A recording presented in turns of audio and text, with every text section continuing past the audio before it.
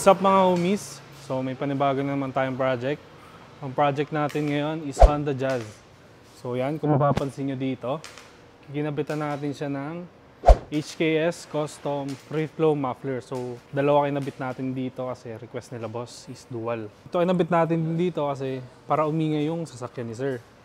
Dito, 2 inches pipings. Tapos may mga flanges pa rin tayo nilagay dito. So kung sakaling may need tayo repair, madali na lang natin siya mababaklas. Dito naman, nagkabit pa rin tayo ng resonator dito. So hindi tayo tatanggal niyan kasi pag tinanggal natin to, iingiling sa sasakyan pero wala siyang hatak. Dito naman, kung makikita nyo, nagkabit tayo ng flexible pipe. So nagpakabit din si boss ng custom headers. So itong flexible pipe, yan sasalo lahat ng vibrations para di masira yung mounting ng headers natin. And para may konting play lang yung pinaka-exhaust natin.